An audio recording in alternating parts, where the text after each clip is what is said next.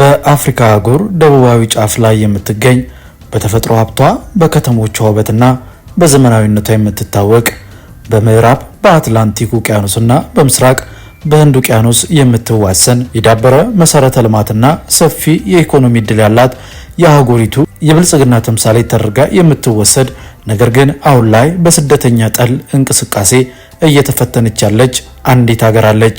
እሷም ደቡብ አፍሪካ ናት። ከዚህ ሁሉ ጀርባ ግን ከኬፕ ታውን አስደናቂ ተራሮች እስከ ጆሃንስበርግ ዘመናዊ ሰማይ ጠቀስ ህንፃዎች ድረስ ያለው ገጽታዋ ሀገሪቱ በብዙ መልክ እያደገች እንደሆነና እየበለጸገች ስለመሆኑ ብዙ ማሳያዎች ያላት ደቡብ አፍሪካን ለማየት ዛሬ ከአዲስ አበባ የ5 ሰዓት ከ20 በረራ አድርገን ወደ ደቡብ አፍሪካ ቅንተን ኑሮ በደቡብ አፍሪካ ምን ይመስላል፣ በደቡብ አፍሪካ በስደት የሚኖሩ ወገኖቻችን ኢትዮጵያውያን አሁን ላይ እየገጠማቸው ያለውን ከባድ ፈተናና አጠቃላይ የኑሮ ሁኔታው ምን ይመስላል እያለን በሰፊው እንቃኛለን። እስከ ፕሮግራማችን ፍጻሜ ድረስ አብራችን እንድትቆዩ ግብዣችን ነው።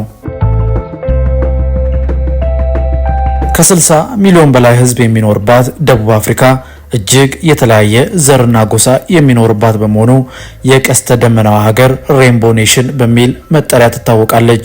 ይህ ስያሜ የተሰጣት የጥቁር የነጭ የህንድና የተለያየ ማህበረሰቦችን ስብጥር ለማሳየት ሲሆን ሀገሪቱ ዙሉ፣ ኮሳ፣ ሶቶና አፍሪካንሰን ጨምሮ 12 ያህል ኦፊሴላዊ ቋንቋዎችን ትጠቀማለች። ደቡብ አፍሪካን ልዩ የሚያደርጋት ሌላው ነገር ቢኖር ደግሞ 3 ዋና ዋና ከተሞች ያሏት መሆኑ ነው። የመንግስት ስልጣንና ተግባር ለ3 ተከፍሎ በተለያዩ ከተሞች ላይ ያርፋል። አንደኛ ፕሪቶሪያ ስትሆን የአስፈጻሚው አካል ወይም ኤክሲኪዩቲቭ መዳረሻ ወይም የፖለቲካ ዋና ከተማ ስትሆን የሀገሪቱ ፕሬዝዳንትና የሚኒስትሮች መስሪያ ቤቶች የሚገኙት እዚህ ነው። ሁለተኛዋ ከተማ ደግሞ ኬፕ ታውን ናት። ኬፕ ታውን ደግሞ የህግ አውጪው አካል መቀመጫ ስትሆን የሀገሪቱ ፓርላማ የሚገኘው እዚች ከተማ ነው። ሶስተኛዋ ዋና ከተማ ደግሞ ብሉምፎንቴን ስትሆን የህግ ተርጓሚው አካል መዳረሻ ስትሆን የሀገሪቱ ከፍተኛ የይግባኝ ሰሚ ፍርድ ቤት ይገኝባታል። በዚህም ደቡብ አፍሪካ 3 ዋና ከተሞች ያላት ሀገር ናት።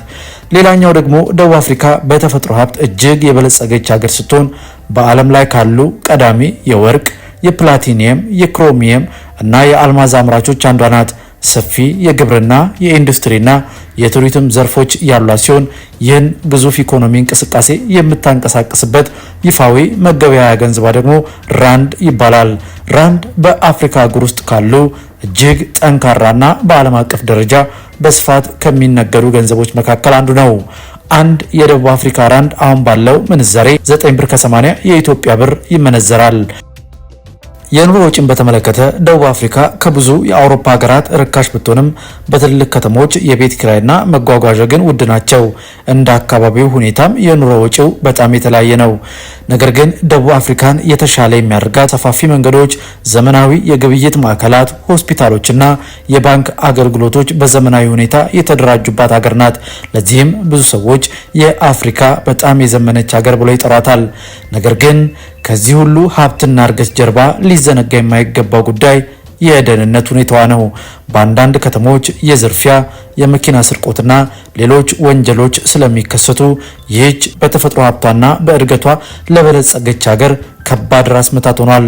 በተጨማሪም በተለያዩ ጊዜያት ከሌሎች የአፍሪካ ሀገራት በመጡ ስደተኞች ላይ ከባድ ጥቃቶች ተመዝግበዋል። እነዚህ ክስተቶች በዋናነት ከስራ አጥነት፣ ከኢኮኖሚ ችግሮችና ከማህበራዊ ውጥረት ጋር ይያያዛሉ። በተለይም በዚህ ሳምንት የተጀመረው ስደተኞችን ከደቡብ አፍሪካ የማስወጣት ዘመቻ በዚያ ለብዙ ዓመታት ይኖሩ ለነበሩ ስደተኞች የእኛንም ሀገር ዜጎች ኢትዮጵያውያንን ጨምሮ ከባድ ፍርሃትና ስጋትን የፈጠረ እንቅስቃሴ ተጀምሯል። ይሁን እንጂ ይህ ሁኔታ ሁሉንም የደቡብ አፍሪካ ዜጎች አይወክልም። ብዙ ዜጎች ከውጭ የመጡ ሰዎች ጋር በሰላም የሚኖሩ እንዳሉም ማሰብ ያስፈልጋል። ነገር ግን የተለያዩ ሀገራት በደቡብ አፍሪካ ተባብሶ የቀጠለውን ስደተኛ ጠል እንቅስቃሴ በመፍራት ዜጎቻቸውን ከደቡብ አፍሪካ በማስወጣት ላይ ተጠምደዋል። ይህም ኑሮ በደቡብ አፍሪካ ለስደተኞች ከባድ እየሆነ መምጣቱና ከዚህ በኋላ ወደ ደቡብ አፍሪካ ለመሄድ የምታስቡ ከሆነ በህጋዊ መንገድ መግባት፣ በቂ መረጃ ማሰባሰብና የምትኖሩበትን አካባቢ በጥንቃቄ መምረጥ በጣም አስፈላጊ እንደሆነ ማሳያ ነው።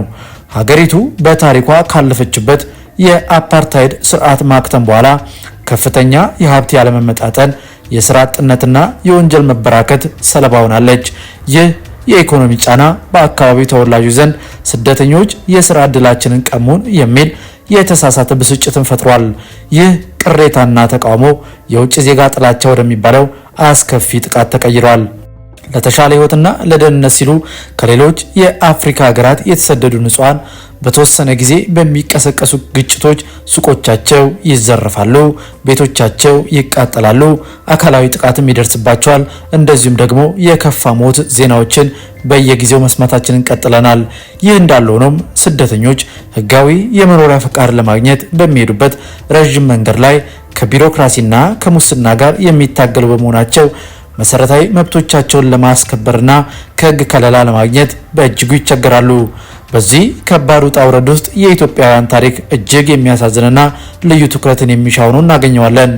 ኢትዮጵያውያን በደቡብ አፍሪካ በተለይም ስፓዛ ሾፕ በሚባሉ ትንንሽ የችርቻሮ ንግዶች ላይ በስፋት የተሰማሩ ሲሆን ከዋና ዋና ከተሞች አልፈው እስከ ገጠራማና አስቸጋሪ መንደሮች ታውንሺፕስ ድረስ በመግባት ሌትና ቀን በመስራት ይታወቃሉ። ይህ የመስራትና የንግድ ስኬታቸው ለጥቃት ይበልጥ ተጋላጭ አድርጓቸዋል።